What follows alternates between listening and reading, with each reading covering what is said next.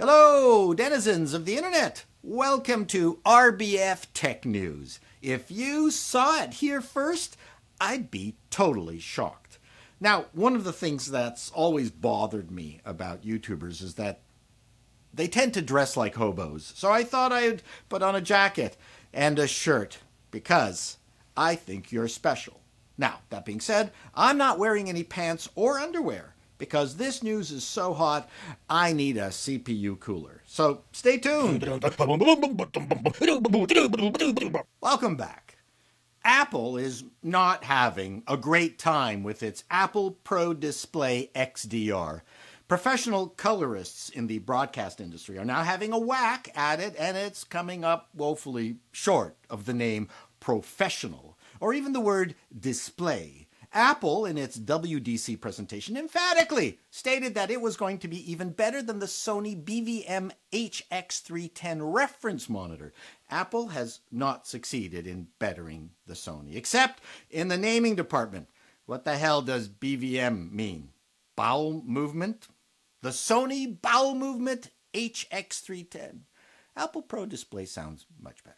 Anyway, the point is that many professionals have pointed out the black areas that look gray, and even regular tech tubers have railed about the inconsistent brightness across the entire screen and terrible viewing angles. The monitor has its own built-in vignetting, which would be great if all you were editing were Civil War movies or Ken Burns documentaries.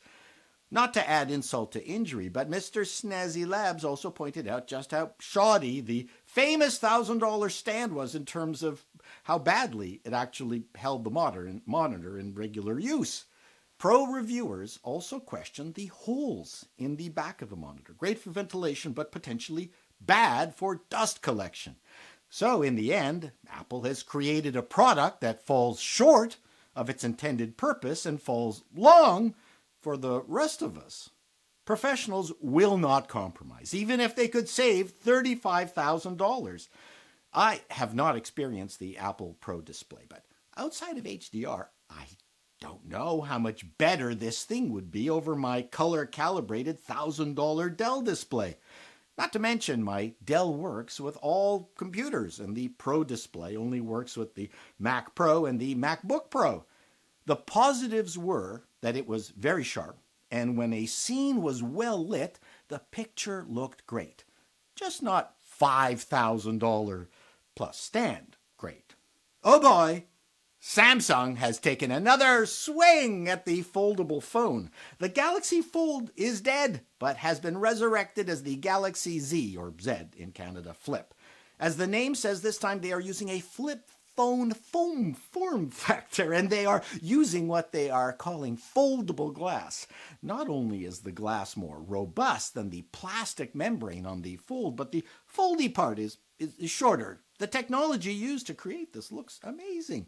You gotta wonder if we put that much budget and research into just ending wars, maybe, and relieving hunger. But for now, I'll take this $1,400 phone. Let the destitute get their own phone. The laptop mode is quite cool. Really tiny, yes, the display remains at the top part, but you can tiny text on the bottom. I can hardly wait for the mice memes. The thing that impressed me, however, whether it succeeds or fails, is that Samsung has created the kinds of innovative ideas you'd expect from Apple.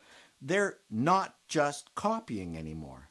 I have seen Apple patents on the foldable display technology, so we know they are experimenting with it, but Apple does not compromise, except for all those times they compromised. And will be out with their version when they are ready.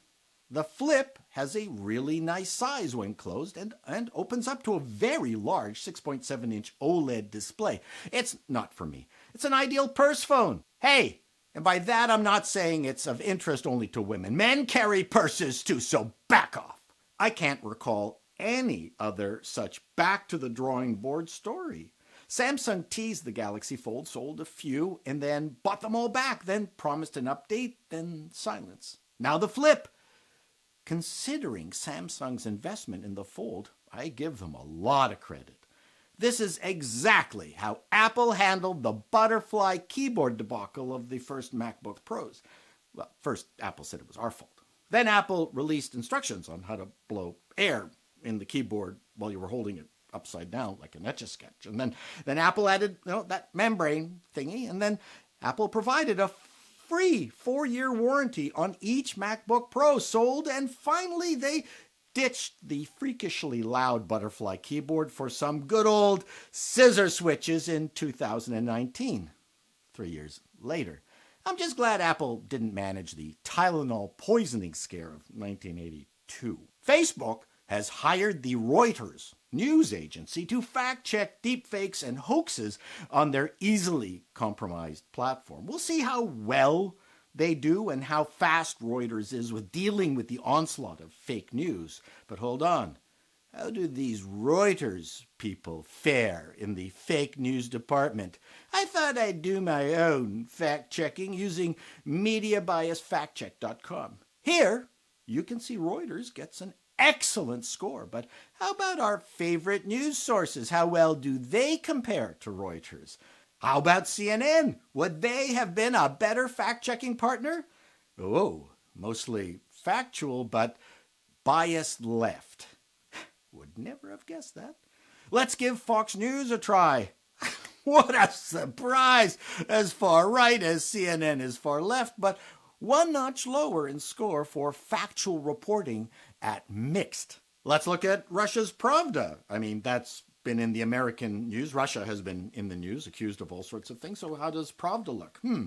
Not so good. Very far left, no surprise there. And factual reporting is mixed, to say the least. Luckily, they are supplying the deep fakes and hoaxes, so we know where they're coming from.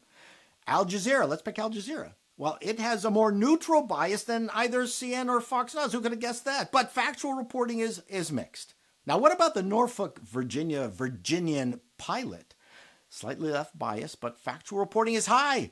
I think we should stop watching CNN and Fox and instead pick up a copy of the Virginian pilot. Finally, Facebook also has to deal with the medical hoaxes, many medical hoaxes. Maybe they could get help from the American College of Pediatricians. Oh boy, questionable source with extreme biases. Overall, we rate the American College of Pediatricians a questionable source based on far-right ideology, promotion of pseudoscience, poor sourcing, and third-party labeling as a hate group. Wow. What is it, Wancho? Oh, you want to put the Galaxy flip phone in your bum pack? Well, welcome to the 90s, Wancho. So long, everyone. What do you have? Oh, that's been around since the 90s. Woo!